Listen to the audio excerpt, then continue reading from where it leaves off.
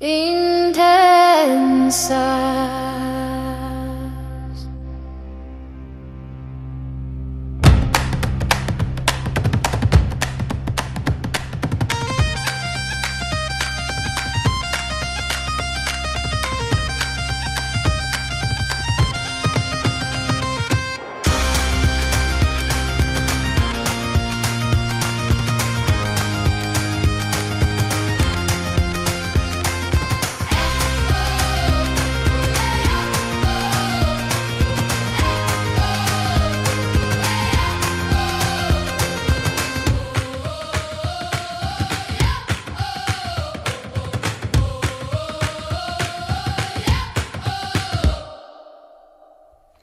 Ola, ola, que arrancamos o programa. Ola intensas, intensos e intenses. Benvidas, benvidos e benvides a Intensas. Estamos moi ilusionadas por arrancar, como acabo de dicir, o primeiro programa desta edición. O podcast onde ser chamada intensa non é un insulto, senón un orgullo. Intensas nace dunha pulsión compartida a necesidade de comunicar desde o compromiso e a emoción, de dar voz a quen non sempre a ten e de crear un espazo onde as palabras importen. Porque hoxe, como sabedes, intensa é o novo tola. Se podemos analizar a historia do feminismo e do patriarcado, nos teñen denominado de moitas formas. Pois tola e intensa neste intre é unha desas calificacións. Como digo, durante décadas as mulleres chamouselles tolas para ridicularizarnos, para desautorizar o noso sentir ou cuestionar a nosa palabra. Agora, cando unha muller se mostra comprometida, emocionada ou reivindicativa ou simplemente di o que pensa, chámase intensa para restarlle valor como doutras moitas formas. Con este proxecto queremos darlle a volta a esa palabra e convertela nun símbolo de forza, orgullo e comunidade. E como sigo? Con este proxecto, como digo, terei que presentarme. Eu son Sara Outeiral, presentadora e produtora de Intensas, pero este é un proxecto de todas. É un proxecto en común, un espazo colectivo, feminista e diverso, feito coa forza dun equipo que comunica co corazón e coa cabeza. Ou eso intentaremos. Quería presentar o equipo na intro antes de nada porque comigo está, hoxe non está porque está enfermo, estamos en outono, Daniel López, produtor musical, activista social e coproductor. Miriam Arrantón, que a escoitaredes a continuación, estudante de psicoloxía e unha gran muller feminista. E Andrés Prado, ao cal lle teño moitísimo cariño porque estudamos xuntas e, son moitos anos xa de amizade con ambas persoas. E nada, para que nos vexades as caras está el, para que nos vexades en YouTube. Logo vos decimos a canle. E, sobre todo, grazas á Radio Ames, unha radio comunitaria que aposta pola participación, pola palabra e polos proxectos feitos desde o común. E ao Concello de Ames por dotar este proxecto na radio para que poidamos falar. Nada, aquí comeza Intensas, un espazo para rir e pensar, para sentir e transformar, para facer intensidade, enerxía política, creativa e vital. Porque cando falamos alto, cando sentimos fondo e cando nos implicamos, non somos demasiados, somos intensas.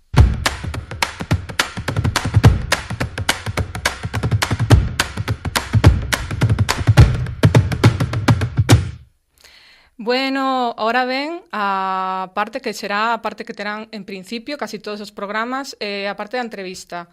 Queríamos comezar, sobre todo, dándolle voz a unha muller que sexa referente nun ámbito como é o da neurociencia, como é a de investigación e como é a de divulgación. Aquí temos con nós a María Tubío, que é doutora en neurociencia e psicoloxía clínica e investigadora no grupo de medicina xenómica CIMUS e FIDIS. O seu traballo combina a investigación en saúde mental e neurodesenvolvemento cunha forte vocación pola divulgación científica e a perspectiva de xénero, tan necesaria neste eido como sabemos. María investiga como as diferenzas cerebrais e cognitivas poden axudarnos a comprender mellor trastornos como o TOC, o trastorno do espectro autista ou o TDAH, co obxectivo de mellorar a atención e a comprensión social de saúde mental. María, como estás? Como te atopas? Hola, pois moi ilusionada de ser unha das primeiras intensas ou intensitas que tantas veces nos teñen chamado por querer ir un poquinho máis aló do que facemos. É super honrada de ser a primeira invitada do podcast, porque creo que espazos como este facían moita falta. Moitas gracias, María. Nada, antes de comezar cas preguntas, quería dar uns breves datos, xa que María, ao final, é a experta, eu simplemente son unha persoa que vai a intentar acompañala, pero é ela que nos conte. Segundo o CSIC 2024, menos do 30% das investigadoras en áreas STEM son mulleres. As mulleres abandonan a carreira científica un 40% máis que os homes. A OMS, no 2022, indica que as mulleres sofren o dobre de prevalencia en depresión e ansiedade. Nature Neuroscience, mi inglés buenísimo, 2023, di que o 70% dos estudos biomédicos incorporan variable de sexo-xénero. A OMS, no 2023, estima que unha de cada 10 persoas vive con TEA. A OMS, no 2022, lembra que un de cada 8 persoas vive cun problema de saúde mental, e o INE, no 2023, confirma que o suicidio é a primeira causa de morte externa en España.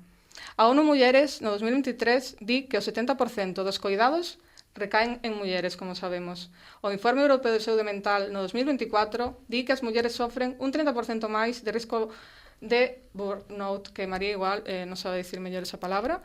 E nada, quería rematar cos datos de que Audre Lorde di que o autocoidado non é un acto de indulgencia, é un acto político de supervivencia. E con isto comezamos. Bueno, María e eu coincidimos en segundo bacharelato, foi un ano rápido, non volvimos a vernos, penso que dende aquela, atopeina en Instagram un día e vin o seu perfil e dixen, esta rapaza que xa xa na clase, non, parecía superintelixente, segura de si mesma.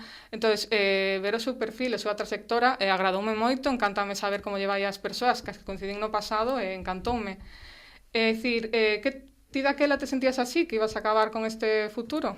Para nada, eu daquela estaba intentando saber que ia facer despois do bacharelato, porque realmente como que tíamos moi interiorizado que as rapazas ao mellor se cadra acabamos en enfermaría ou en medicina, pero a psicoloxía non era unha saída para min. De feito, eu entrei en bioloxía, fixen un ano de bioloxía, ao final non acabou de ser o meu, e decidín case por casualidade presentarme de novo á PAU e entrei en psicoloxía, sen saber que me iba a topar. A medida que iba avanzando o tempo, vía que como que era un pouco o que eu buscaba, o que enchía as miñas inquietudes e o que me gustaba para dedicar a miña vida. E, cando rematou, como fomos ese plan piloto do Plan Bolonia, que non sabíamos o que eran os másters e todo iso, pois acabei no máster en neurociencia, logo acabei co doutoramento e foi cando me dei conta de que realmente divulgar e facer investigación con perspectiva de xénero e en saúde mental, pois era o que a mí me enchía, realmente. Como é o teu día entre investigación, docencia, divulgación? É dicir, un pouco como é o día de María neste momento. Pois eu, teño moita sorte que teño flexibilidade horaria e adico as mañás a traballar. Fago investigación pois un pouco nas necesidades que haxa, non? Pois se estamos máis enfocadas en liñas de investigación de autismo, que é casi todo o que cubre o noso día a día, pois dedico gran parte diso. Logo tamén co TDAH, como somos un grupo moi multidisciplinar, facemos moita investigación tamén na parte da xenética, pois caracterizando participantes, pero logo aparte hai moitísimo tempo de escribir artigos, de buscar proxectos, de ir a congresos. Claro, realmente cada día é un día diferente, aínda que te dediques sempre ao mismo, pero sempre hai algo que facer. Entón, saes de aí e pola tarde na túa casa, que faz? Non desconectas, segues pensando ideas, e foi en parte no que naciu a posibilidade de divulgar, que divulgo menos do que me gustaría porque non teño tempo real, o sea que un pouco máis ou menos ese é o meu día. Pois para iso este espazo, para tamén, se non tedes tempo, darvos voz e que se vos coñeza. Como dicía, a investigación segue marcada por sesgos de xénero, non? Como tamén acabas de nomear, o 70% dos estudos biomédicos non recollen variable de sexo. As mulleres sofren máis depresión e ansiedade, están infrarrepresentadas nos equipos de investigación. É dicir, como viviste iso día a día, o de ser muller neste ámbito? É moi complicado. De feito, xa é complicado facer que hai moitos investigadores case sempre son homes, que non sei se é que teñen como tabú a posibilidade de diferenciar entre sexo e xénero, que son dúas variables distintas, e que na investigación moitas veces, sobre todo na investigación máis tradicional, se usaban como sinónimas. Intentar facer explicar iso sendo unha muller xoven, xa non lles entra se yo explica un home para máis que yo explique unha muller e unha muller xoven, como que me vas a vir a explicar a min o que é a investigación cando ti acabas de sair do doutoramento, non? Entón é un continuo batallar.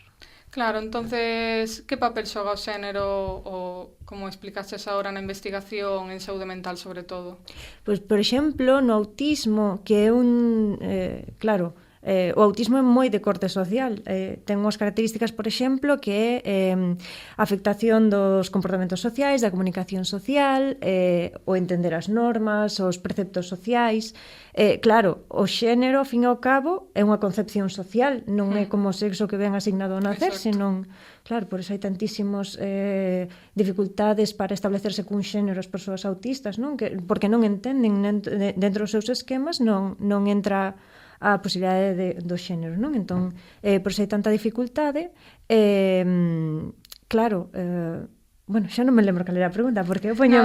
Que papel xoga do xénero, non? E ao final se estuda de unha mirada neutra ou xa se está incorporando como nós outras queremos máis perspectiva feminista ou crees que está costando un montón? Como dixe, eu creo que a brecha xeracional é un problema no ámbito científico, pero tamén en xeral, non? Porque estamos acostumadas a uns patróns en moitas profesións, sobre todo a veces sendo muller tamén a brecha xeracional é unha diferencia de ver o mundo, entonces imagino que no teu sí que é algo que custa bastante, non? Saltar ese monstro, como le chamo eu. O hipermasculinizado, porque ao fin e ao cabo case todos os postos como de poder na investigación, os grandes IPs case sempre son homes. Por qué? Porque hai moitas... Sí que é certo que na etapa predoutoral hai moitísimas máis mulleres que homes que se matriculan, pero claro, cando chega o momento de estabilizarte dentro da túa vida persoal, claro, moi poucos son os homes que renuncian á súa carreira investigadora a respectivo á cantidad de mulleres que renuncian para poder facer o cuidado dos fillos, a atención da casa. Claro, un home non se dedica tanto á crianza como se dedican as mulleres. Exacto. Entón, claro, sí que é certo que cada vez hai máis investigadoras principais mulleres, pero, claro, cada vez que aparece unha é como unha excepcionalidade de por fin, non? Aquí en Santiago sí que é certo que temos referentes. A directora do CIMUS, onde eu traballo, é unha muller, Mabel Loza, a directora do IDIS tamén é unha muller, Isabel. Entón, claro, somos referentes en ese aspecto, pero houve moito que loitar para que elas chegasen aí.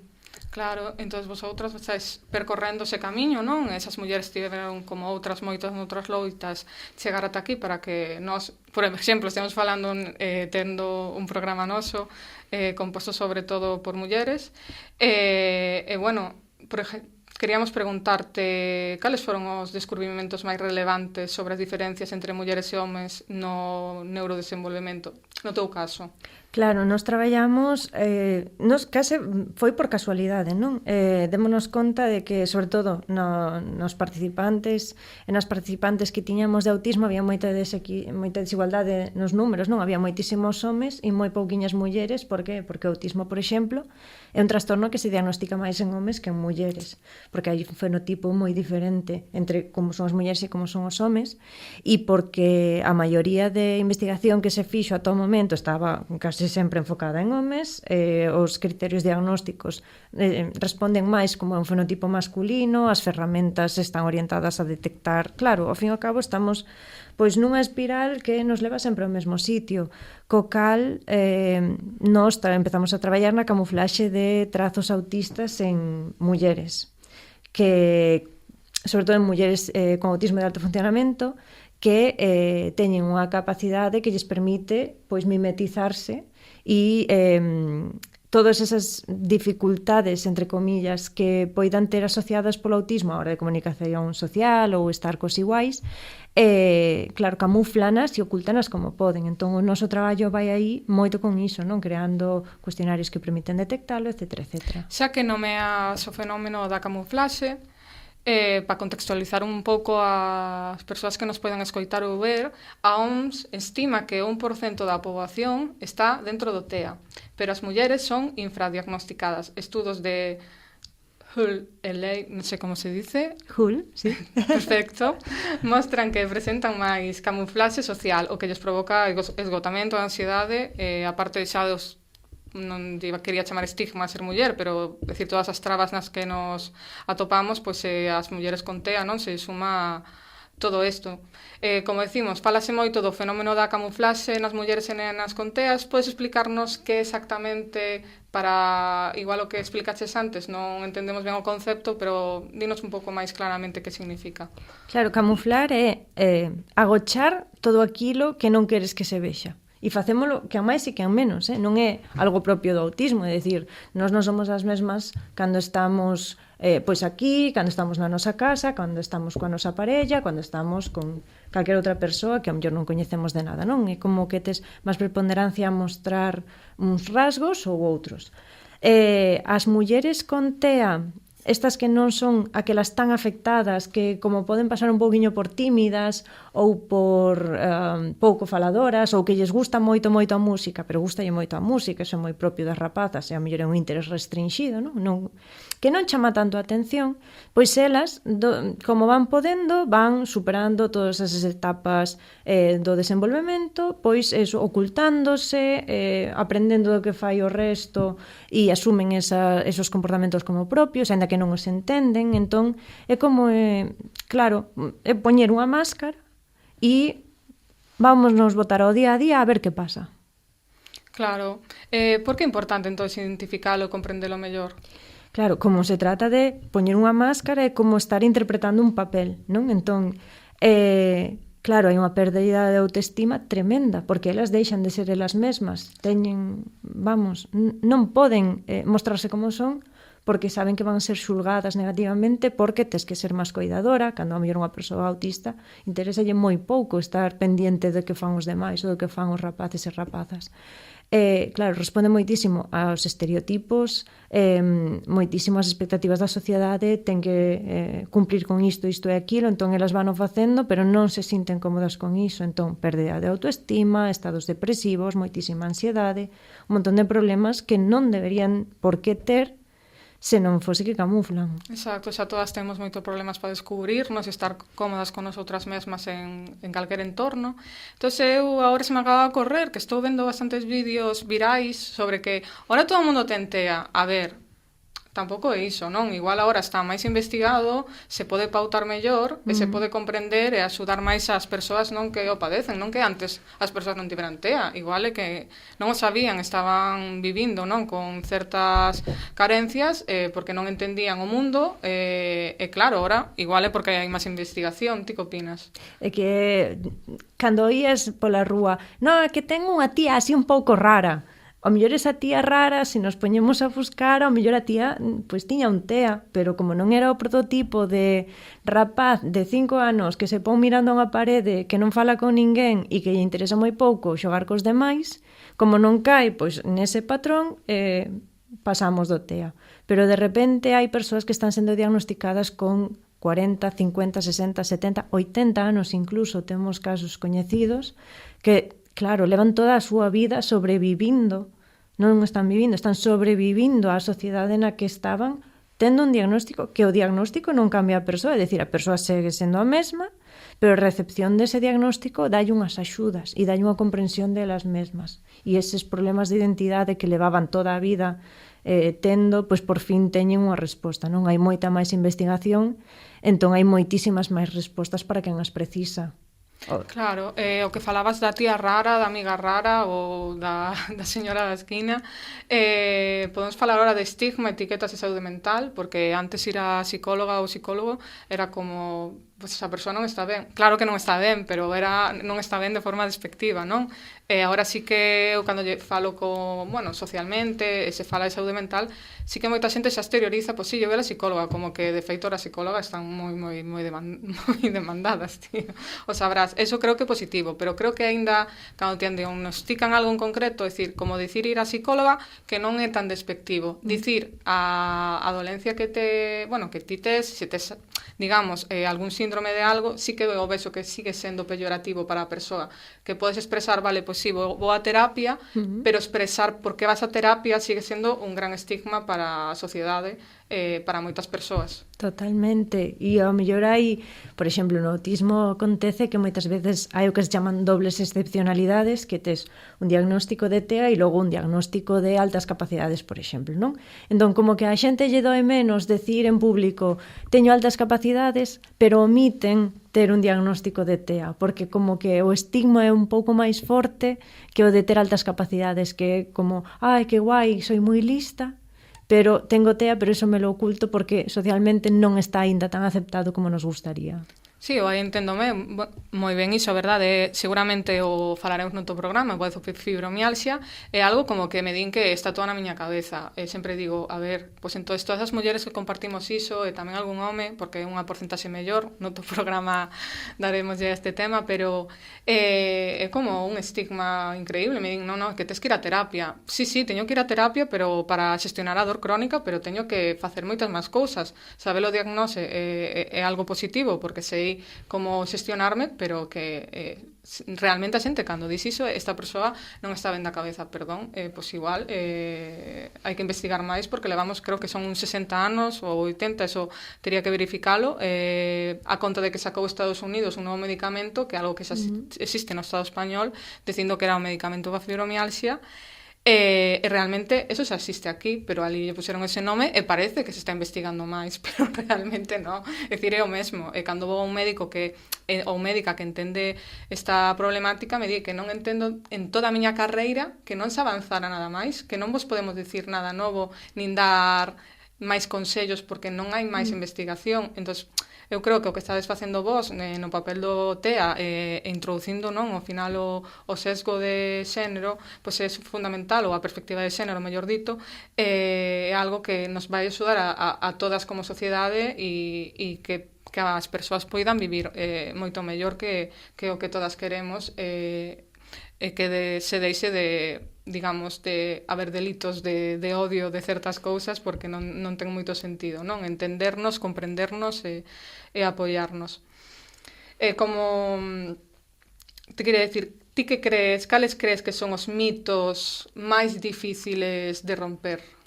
Con respecto á saúde mental en xeral? Sí. O primeiro é o que xa mencionabas. Vou ao psicólogo porque estou loco, vou ao psicólogo porque estou loca. Todavía hai moitísimo estigma co de ir ao psicólogo ou á psicóloga, co de tomar fármacos no caso que sexan necesarios, porque como que a medicación para a saúde mental sigue sendo un estigma tremendo e non que, por exemplo, para nenos ou nenas, as familias din, no, é que non quero que tome porque non quero que se faga adicto ou adicta. No, cando hai unha desregulación moi forte, é inevitable que haxa que recurrir a un psicofármaco que axude, non? E para rematar así un pouco a entrevista, fundamental, non, darlle importancia ao tema do coidado e autocoidado que xa tocaches, contextualizar, como decíamos antes, que a ONU Mulleres estima que o 70% dos coidados recaen nas mulleres, se non podíamos dicir máis, na realidade, na práctica.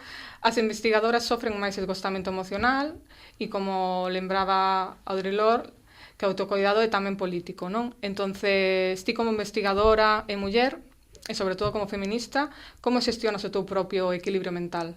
Pregunta difícil.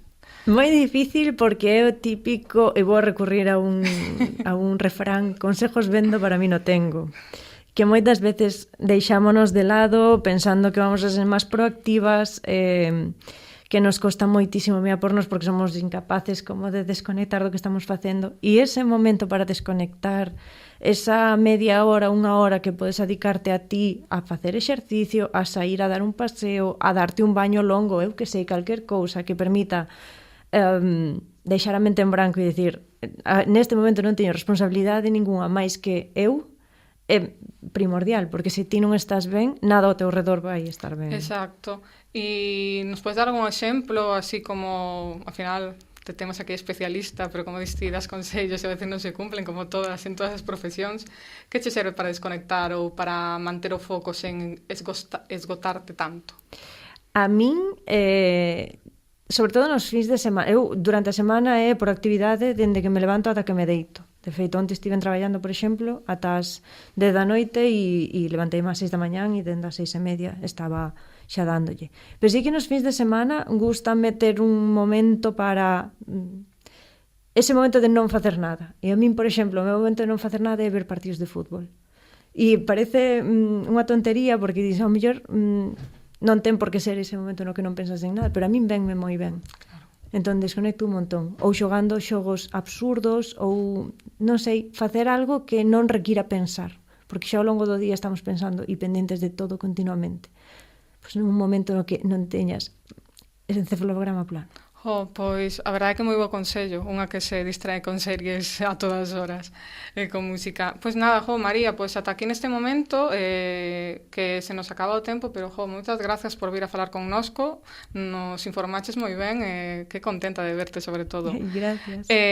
Agora o que queremos é falar ca outra compañeira do equipo, dar un pouco de voz, o final sorpresa para os espectadores e espectadoras.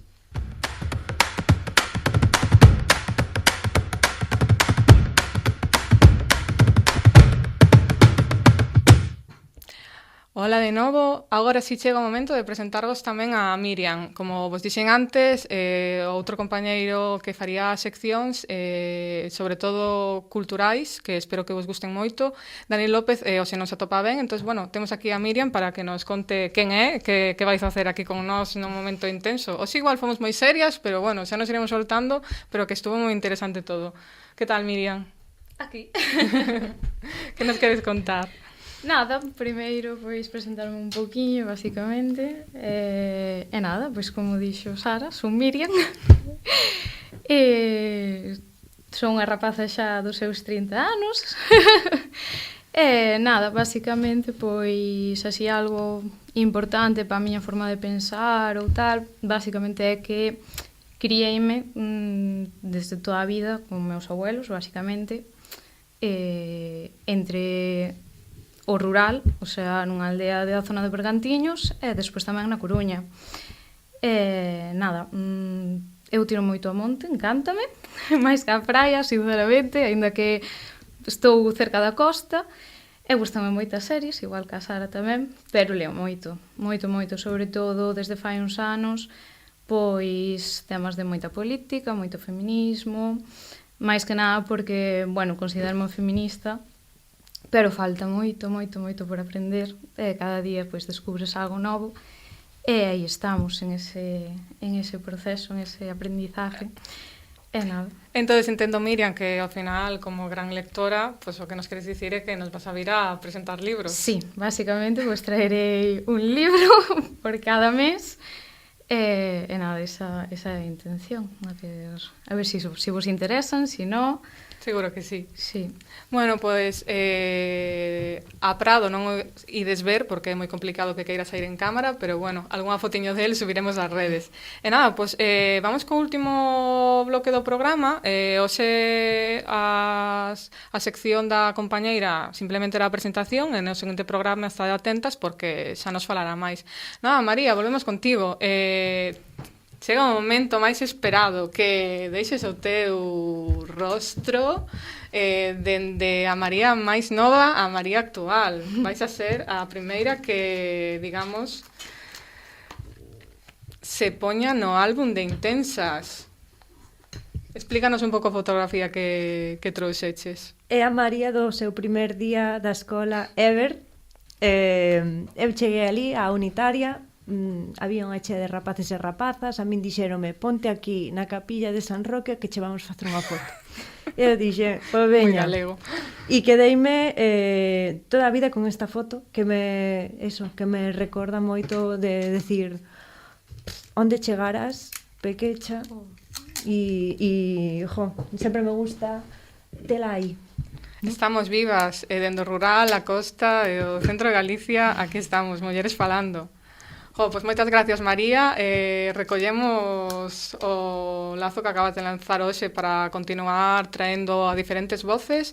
E nada, e así remata este primeiro episodio de Intensas. Grazas por acompañarnos e grazas sobre todo a Radio Ames.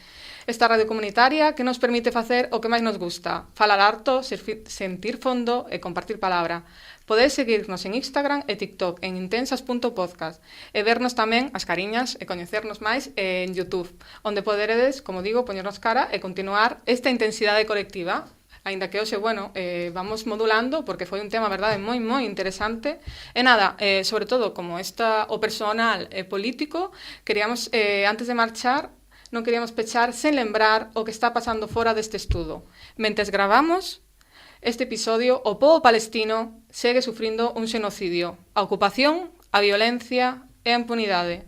Queremos decir que a sociedade civil sí que está manifestándose e resistindo, pero os gobernos non están actuando e as medidas que están tomando non sirven de absolutamente nada. Necesitamos medidas reais, con verdade por diante e con reparación histórica que se les debe, porque sin reparación non hai paz, e con falsos altos ao fogo, menos aínda. Necesitamos, como decimos dende aquí, pedimos medidas reais ao goberno e que a sociedade civil darlle as gracias porque está mobilizando, está falando, estamos en todos os sitios, pero nosoutras non podemos facer máis. Así que nada, ata o próximo episodio. Non somos demasiado, somos intensas. Moitas gracias, son Sara Outeiral, con Miriam Arantón Rama, con María Tubío, encantada.